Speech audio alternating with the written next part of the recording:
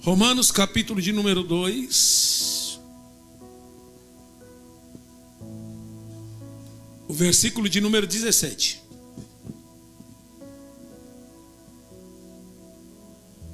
Romanos capítulo 2, o versículo que nós vamos estar tomando por base aqui é o de número 17.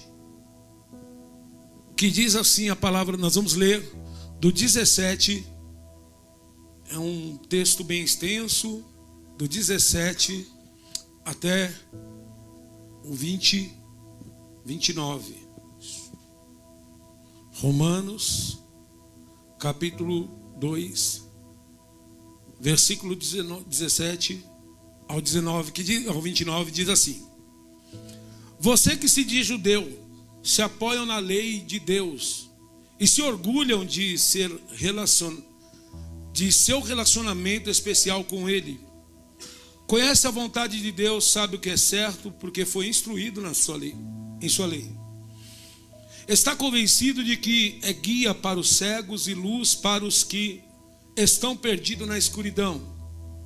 Considere-se capaz de instruir os ignorantes e ensina os caminhos de Deus às crianças. Está certo de que a lei de Deus lhe dá pleno conhecimento da verdade. Pois bem, se vocês ensinam aos outros, por que não ensina a si mesmo? Diz aos outros que não roubem, mas vocês mesmos roubam.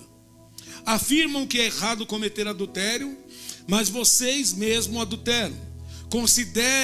Condena a idolatria, mas roubam objetos dos templos. Você que tanto se orgulha de conhecer a lei, desonra a Deus, desobedecendo a lei. Não é de admirar que as escrituras dizem: os gentios blasfemam o nome de Deus por causa de vocês. A prática judaica da circuncisão só tem valor se vocês obedecerem à lei de Deus. Mas vocês, que é circuncidado, não obedecem à lei de Deus e não é diferente dos gentios incircuncidados. E se os circuncidados obedecem à lei de Deus, acaso não serão também considerados circuncidados? De fato, os gentios incircuncidados que cumprem a lei de Deus condenarão vocês, judeu, que é circuncidado e tem lei de Deus, mas não obedece ela. Pois ser judeus exteriormente ou ser circuncidado não torna ninguém judeu de fato. Judeu verdadeiro é quem é no íntimo, e circuncisão verdadeira é a do coração, feita pelo Espírito e não pela letra da lei, recebendo assim a aprovação de Deus. Amém? Irmãos, esse texto é um texto muito forte. Falou comigo ao meu coração nesse culto de ceia, para transmitir para a igreja sobre um tema: religião ou transformação. Amém? Glória a Deus. Nós sabemos que Deus ele fez uma aliança com Abraão. E Abraão, através dessa aliança, veio o povo de Deus.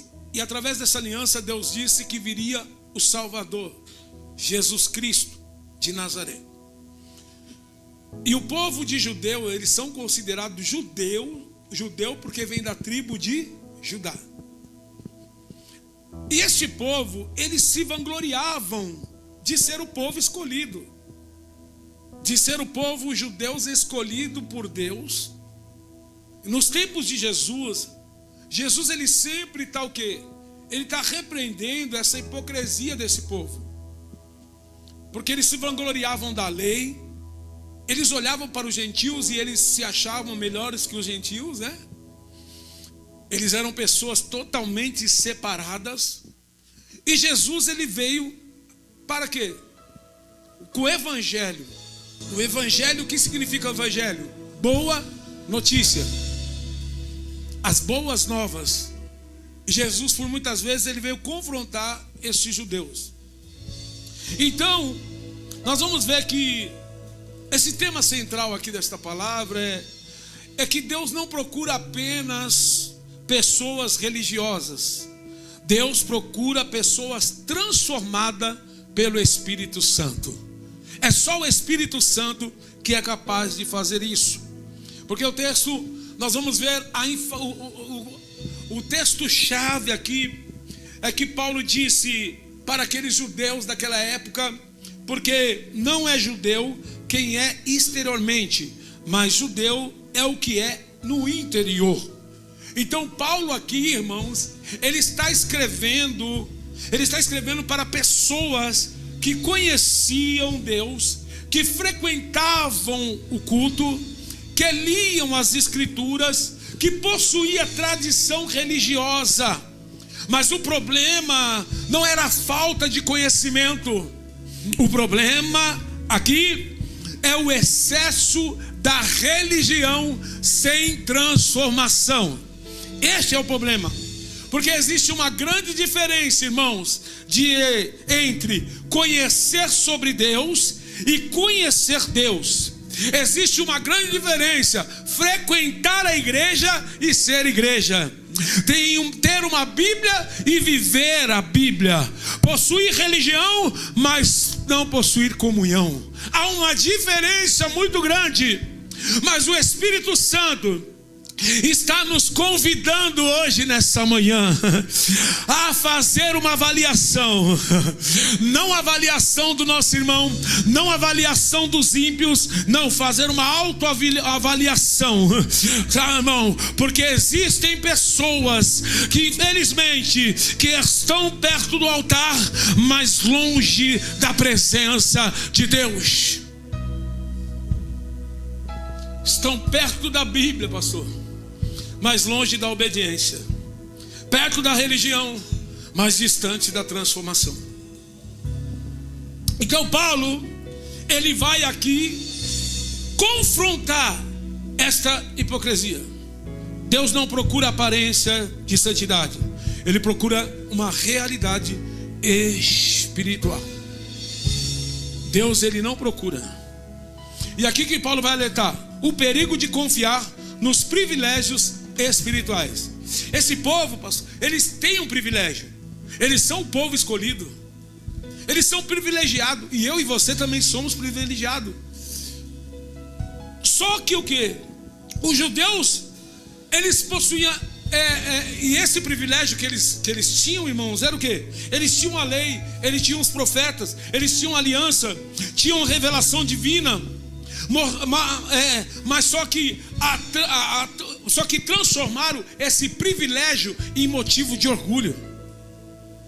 Ou seja, nós também somos escolhidos, temos aliança, conhecemos a verdade, conhecemos a palavra.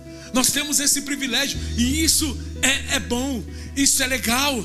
Só que eles tinham motivo, eles se orgulhavam. Aí Paulo vai mostrar para eles que possuir a lei não significa automaticamente agradar a Deus. A lei revela a vontade de Deus, mas ela exige obediência. Nós temos revelação, e isso, irmão, nós temos um privilégio, mas isso não traz automaticamente, isso não faz com que nós temos o conhecimento, nós temos a Bíblia, conhecer a verdade, isso não faz a gente agradar a Deus, porque nós conhecemos a palavra, mas precisamos obedecer aquilo que a palavra diz. Amós capítulo 3 versículo 2, ele diz: de todas as famílias da terra só escolhi vocês, por isso devo castigá-lo por todos os seus pecados.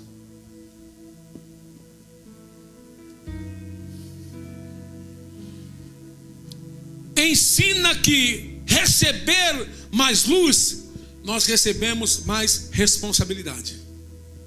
O fato de nós conhecermos a palavra, nós temos mais responsabilidade.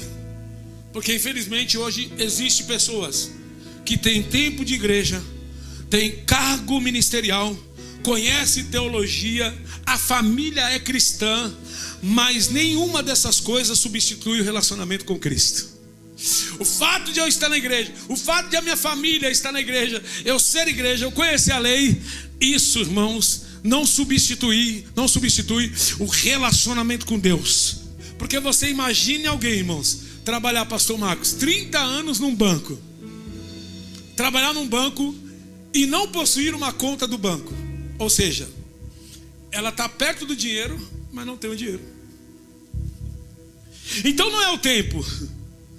Então ela não é o tempo. Ela vai conhecer cada detalhe do seu emprego. Ela vai conhecer cada lugar, cada porta, mas ela está longe do dinheiro. Está perto do dinheiro, mas não possui o dinheiro. Muitos estão perto das coisas de Deus, mas nunca tiveram uma experiência profunda com Deus. Eu creio que nessa noite Deus vai te despertar para que você venha ter um relacionamento com Ele. Não faça desse privilégio apenas motivo de orgulho, mas tenha uma verdadeira intimidade, um relacionamento com Deus. Aleluia! Você conhece apenas a casa de Deus, ou você conhece o Deus da casa? Você conhece sua casa, ou você conhece o Deus da casa? E o Deus da casa está aqui nessa manhã.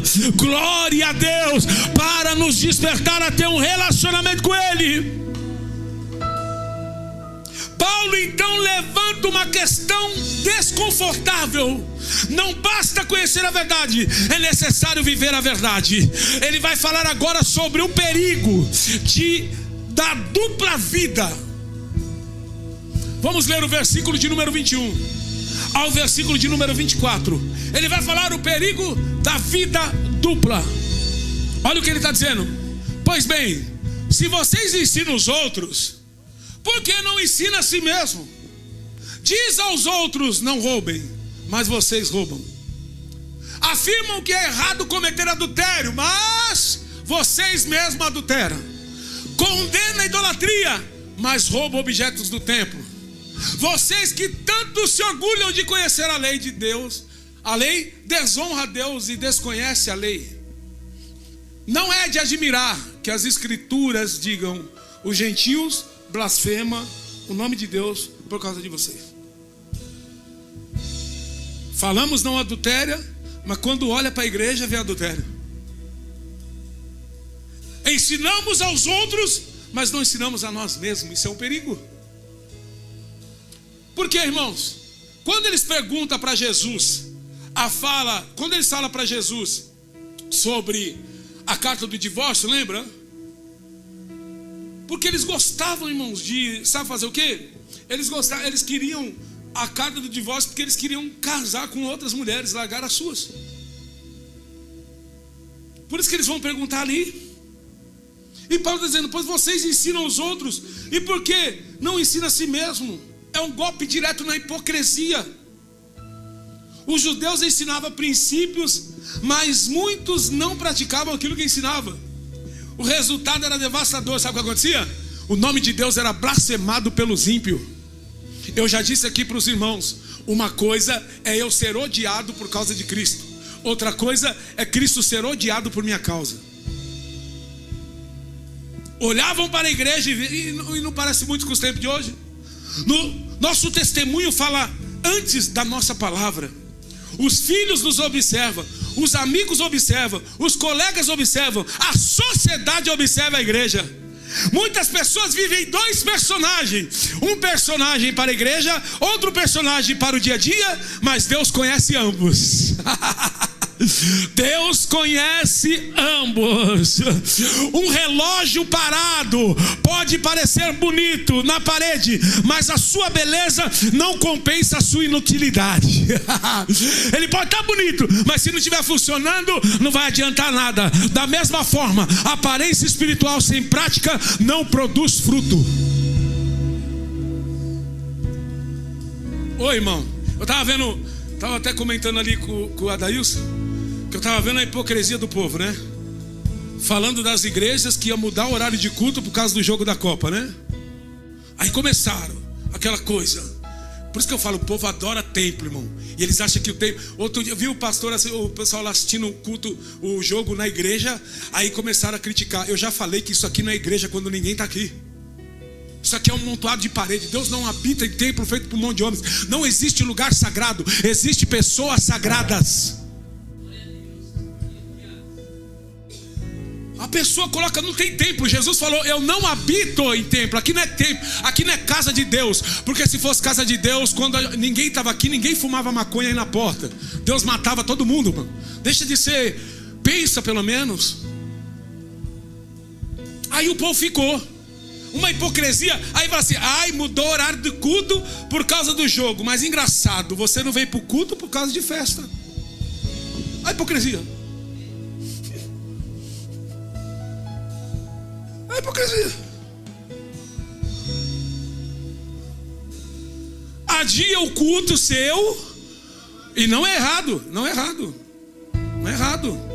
Se é aniversário da minha esposa, aniversário do meu filho, não é errado você deixar de vir para o culto. Eu não estou falando que é errado. Estou falando da hipocrisia. Criticam quem mudou o horário, porém adiam o culto para ir para o shopping. Ixi, quantas vezes eu já vi? Por que você não veio para o culto? Ah, pastor, era dia dos namorados. Aí sabe, eu fui passear com a minha namorada. Aí eu já dou logo na lata, né? Primeiro que não existe nem namorado na Bíblia. Namoro não é casamento. Uma coisa é você agradar a tua esposa, outra coisa é namorado.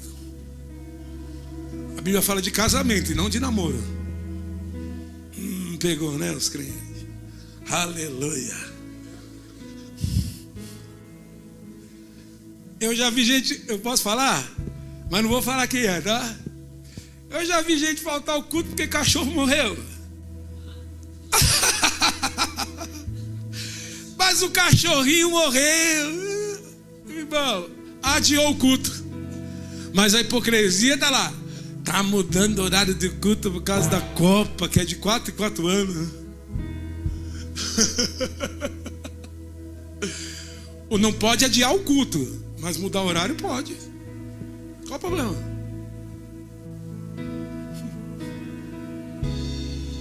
Eu não posso adiar culto. Eu adiar um culto. Hoje não vai ter culto porque tem. Aí é sacanagem. Aí é idolatria. Agora mudar o horário é a hipocrisia do povo, irmão. Aí você fala, meu Deus. Porque assim, ó.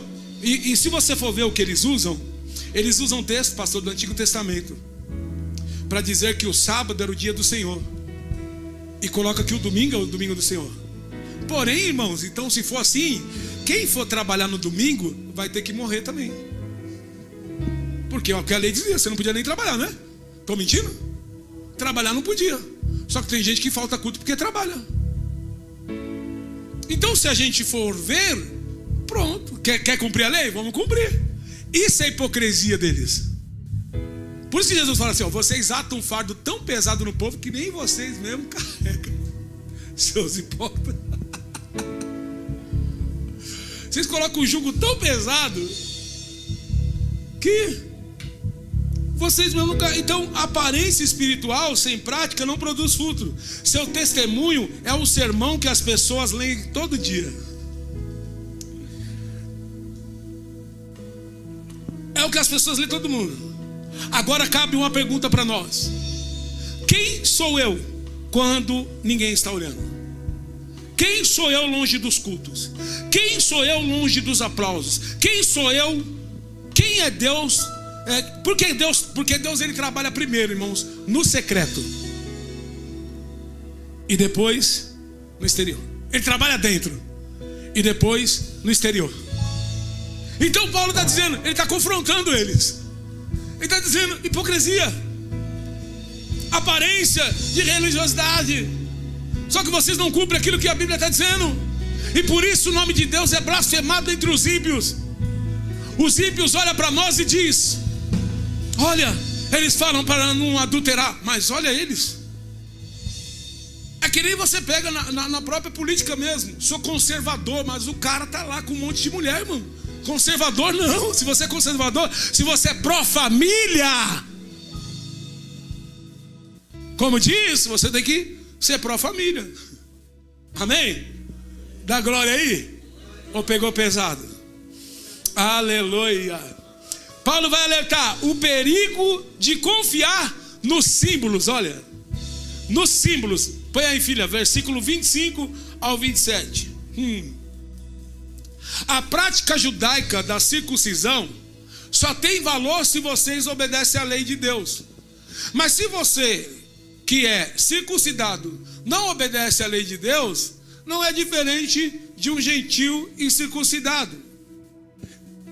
E se os circuncidados obedeceram à lei de Deus, acaso não serão também considerados circuncidados? 27. De fato, os gentios circuncidados que cumprem a lei de Deus condenarão vocês, judeus, que é circuncidado e tem lei de Deus, mas não obedece ela. Porque a confiança dos judeus, nós aprendemos aqui na carta de Gálatas, eles estavam na circuncidão. Eles acreditavam que o símbolo protegia. Mas Paulo desmonta essa farsa de segurança. A circuncisão era um sinal da aliança, mas o sinal não tinha valor se não obedecesse. O que Deus queria era transformar no coração. Deuteronômio capítulo 10, versículo 16 diz: portanto, submetam-se a ele de coração, deixe de ser teimoso, confia nele de todo o coração.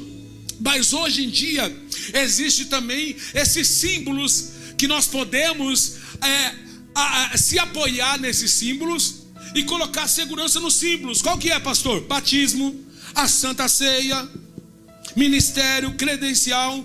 Mas nenhum desses símbolos substitui a conversão genuína. Então, ou seja, o fato de eu cear, o fato de eu estar aqui ceando, o fato de eu ser batizado, isso não traz uma conversão genuína. Uma aliança no dedo não garante fidelidade de um casal. Pode ter aliança no dedo. Quantos homens sem vergonha que tem por aí tem aliança no dedo e é safado? Então isso não adianta. A aliança apenas é um símbolo.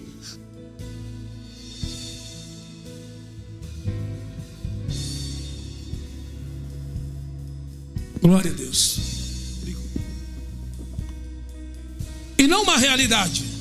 Sem amor, compromisso, ele perde o seu significado. Assim também acontece com símbolos espirituais. Se você cear e você não obedecer, não vale de nada, você só está praticando uma prática religiosa. Deus não procura símbolos religiosos, Deus procura coração rendido. Glória a Deus. Aí Paulo ele vai chegar ao clímax da mensagem. Ele sai do exterior e ele entra no interior. Sai da aparência e entra na essência. Sai do ritual e entra no coração. Paulo vai mudar agora. Agora o que Paulo vai repreender agora, glória a Deus, é o último versículo para nós terminarmos. Ele diz, Deus olha para o coração. É esse, Deus olha para o coração. Ele sai da aparência e vai agora para o exterior. Para o versículo 28 e o versículo 29. Olha o que Paulo vai dizer: pois ser judeus exteriormente ou ser circuncidado não torna ninguém de fato judeu de fato. Judeu verdadeiro é quem o é no íntimo. E circuncisão verdadeira é a do coração, feita por quem? Pelo Espírito Santo, e não pela letra da lei, recebendo assim a aprovação de Deus e não das pessoas. Olha, aqui está a mensagem: o coração. A expressão circuncisão do coração aponta para uma obra sobrenatural. Esta obra é só o Espírito Santo que pode fazer. Ezequiel capítulo de número 36, o versículo de número 26.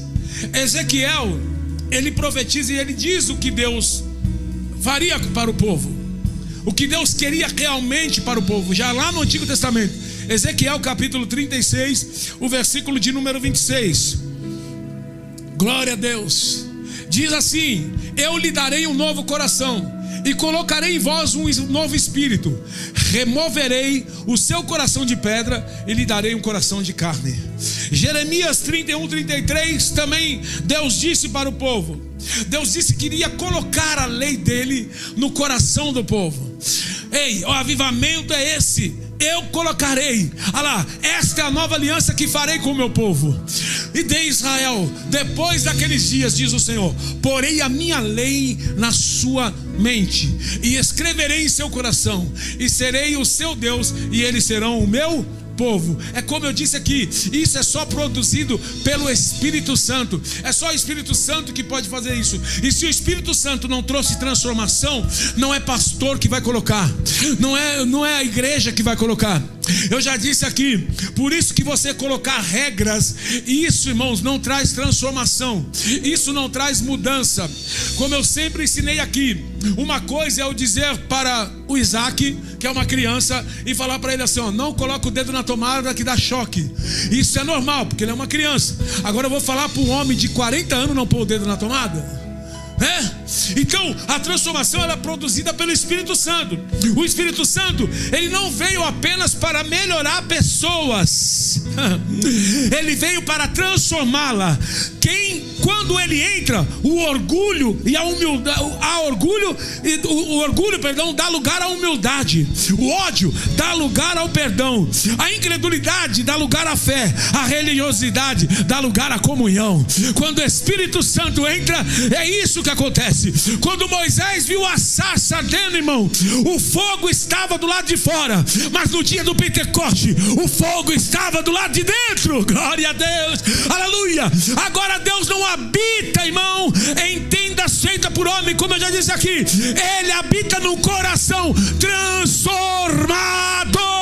Glória a Deus. Deus não quer apenas a sua presença no culto, Deus quer o seu coração. Deus não quer apenas a sua voz cantando, Deus quer a sua alma adorando. Deus não quer apenas a sua mão levantada, Deus quer a sua vida rendida diante dele. Glória, aleluia, aleluia. É isso que Deus quer, é isso que Deus quer, é isso que Deus quer. Deus quer mais comunhão e não religião. Hoje Deus nos chama para uma mudança profunda, não uma forma exterior, mas uma transformação interior. Jesus não morreu para produzir religiosos. Jesus morreu para produzir novas criaturas. O mesmo Espírito que transformou Pedro, o mesmo Espírito que transformou Paulo, o mesmo Espírito que transformou a igreja primitiva, está aqui para transformar a nossa vida hoje. É o mesmo Espírito Santo, glória a Deus. Ele está aqui para transformar. Ele quer nós rendidos a Ele, Ele quer nós submetendo à vontade dEle. Ele não quer só aparência. Oh, glória a Deus. E nós encerramos aqui concluindo que Paulo ensina que o privilégio não substitui a obediência, conhecimento não substitui a transformação, símbolo não substitui a conversão, aparência não substitui o coração, porque a aprovação dos homens vem pela aparência, mas a aprovação de Deus vem pelo coração. Glória a Deus. O homem vê o exterior, mas Deus continua olhando para o coração. Lembra de Samuel? Ele disse: ei Samuel, não olhe para a aparência, porque eu tenho rejeitado. Deus não olha o coração, não, Deus não olha a aparência. O que eu olho é o que está dentro do coração.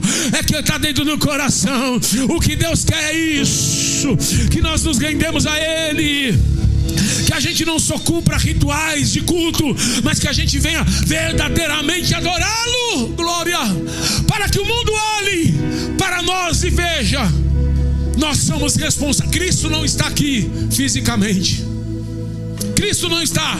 Quem é a representação de Cristo na terra? A tua igreja. A tua igreja.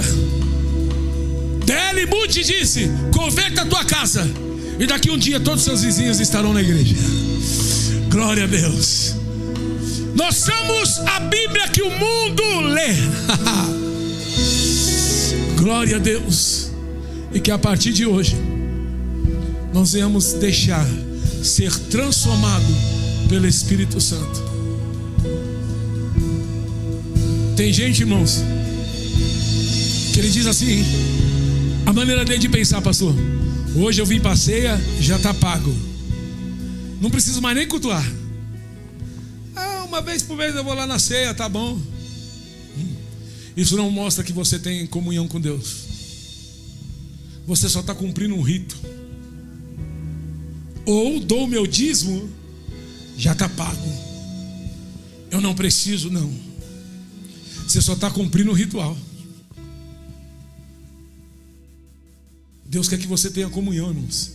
Saia dessa questão de aparência de religiosidade e venha para a intimidade. Senão, Jesus disse que a tua vida é inútil. Porque tem gente que ela fala assim, que ela acha que ela faz tudo isso, aí ela acha que, tipo assim, lembra daquele servo lá? Que eu faço tudo, eu fiz tudo, aí Jesus falou assim: vocês que faz tudo que lhe pede, tudo que eu peço, é servo inútil. Já pensou? Você está vindo para o culto todo dia.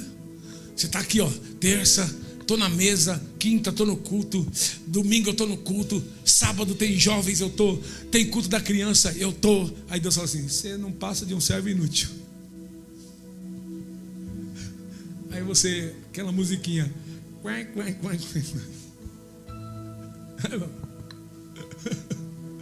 eu faço tudo, você é inútil. Aí tem gente que põe essa desculpa aí. Então não preciso fazer. Você é pior ainda, você não está fazendo nada.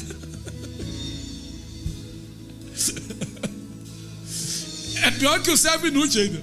O servo inútil ainda está todo dia lá. E você é pior do que inútil. Não vai nenhum. Nenhum eu. Não preciso estar. Isso é religião. Que Deus transforme o nosso coração, amém? Que nós venhamos. E nós, irmão, eu estou falando. Bate em vocês, mas bate em mim também, porque eu ensino. Você viu que ele falou? Vocês que ensinam. Por que não ensina você mesmo? Irmão, é pior. Se eu estou ensinando, é pior. Porque eu tenho que praticar aquilo que eu estou ensinando. Glória a Deus, amém? Você pode aplaudir a Jesus?